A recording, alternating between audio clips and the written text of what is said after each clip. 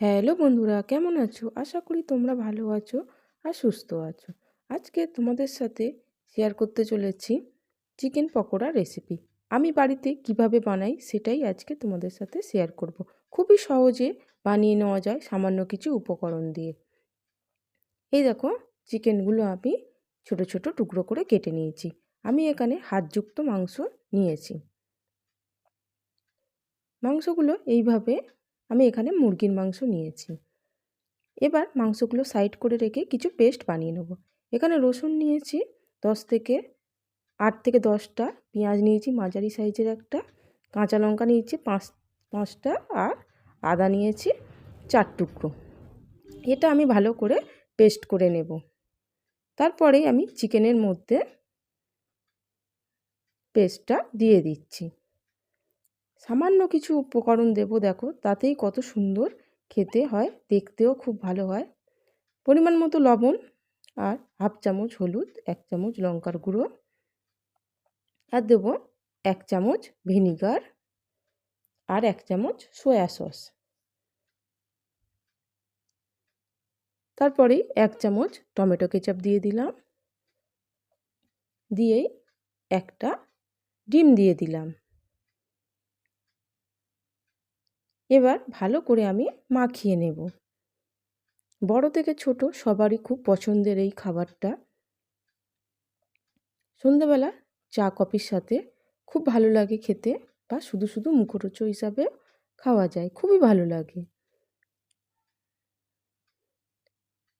এইভাবে বেশ ভালো করে মাখিয়ে নিতে হবে, যাতে সব চিকেনের সাথে মশলাগুলো ম্যারিনেট করার জন্য আমি রেখে দেব। এবার ভালো করে মাখিয়ে নিতে হবে। প্রথমে মাখিয়ে নিয়ে এবার আমি, হাতে যদি সময় থাকে তাহলে তোমরা আধ ঘন্টা রেখে দিতে পারো,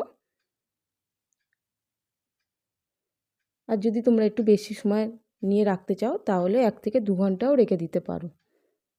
এবার আমি এর মধ্যে দিয়ে দেব 2 চামচ ময়দা আর 4 চামচ কর্নফ্লাওয়ার। কর্নফ্লাওয়ারটা দিলে বেশ মুচমুচে খেতে লাগে। উপরের কোটিংটা, পকোড়ার যে কোটিংটা আমি করব একদমই পাতলা হবে, আর ভিতরে মাংসগুলো খুব জুসি হয় এইভাবে ম্যারিনেট করে রেখে দিলে। এবার আমি 4 চামচ কর্নফ্লাওয়ার দেওয়ার পর ভালো করে মাখিয়ে নিচ্ছি। মাখানোটা কিন্তু খুব ভালো করে মাখিয়ে নিতে হবে। এইভাবে সব উল্টে পাল্টে আমি সুন্দর করে মাখিয়ে নিয়েছি। এবার আমি তোমাদেরকে পরের স্টেপটা দেখাচ্ছি। কড়াটা ভালো করে গরম করে নিতে হবে। আমি গ্যাসটা অন করে কড়াটা ভালো করে গরম করে নিয়ে তারপরে সাদা তেল দিয়ে দিয়েছি। বেশ খানিকটা সাদা তেল দিতে হবে। বেশ ভালো করে গরম করে নিয়ে তেলটা আমি একদম লোতে দিয়ে দিয়েছি। একদম লোতে দিয়ে তারপরে আমি পকোড়াগুলো দিয়ে দিচ্ছি একটা একটা করে।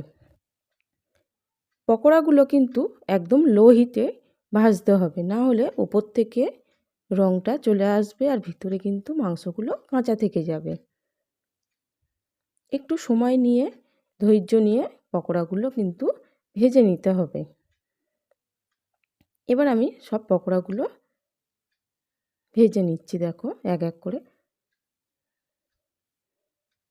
এখানে আমি বেশি দিইনি, অল্প কটাই দিয়েছি, দিয়ে ভেজে নিচ্ছি। তারপরেও আমি ফের এক এক করে ভেজে নেব। এই যে দেখো, উল্টে পাল্টে বেশ রং ধরে আসা অবধি অপেক্ষা করতে হবে। দেখো সুন্দর করে লাল লাল করে আমি ভেজে নিয়েছি। এবার আমি পকোড়াগুলো তুলে নেব, না হলে আরও লাল হয়ে যাবে। তোমরা একটু বুঝেই নামিয়ে নেবে। তোমরা যদি হালকা রং পছন্দ করো, হালকা গায়ের রং অবস্থায় নামিয়ে নেবে, আর যদি একটু মনে করো লাল লাল করে ভেজে নেবে তাহলে তোমরা আমার মতো লাল লাল করে ভেজে নিয়ে তুলে নেবে। এই যে তেল ঝারিয়ে সুন্দর করে আমি তুলে নিলাম। বাদবাকি যে আছে সেগুলো আমি পরে দিয়ে দিচ্ছি। দেখো,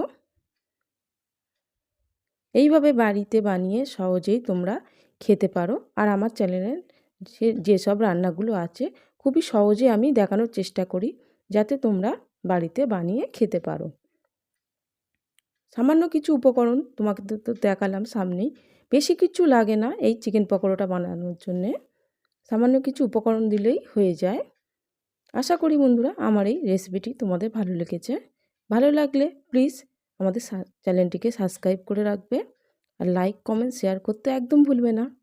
আর নতুন নতুন রান্না দেখতে চাইলে আমাকে কমেন্ট করে জানাবে। আমি চেষ্টা করব তোমাদের সামনে ভিডিওগুলো নিয়ে আসার জন্যে। আজ তাহলে আসি, অন্য আবার নতুন ভিডিও নিয়ে তোমাদের সাথে দেখা হবে। তোমরা তাহলে ভালো থেকো, সুস্থ থাকো আর আমাদের ভিডিওগুলো দেখতে থাকো।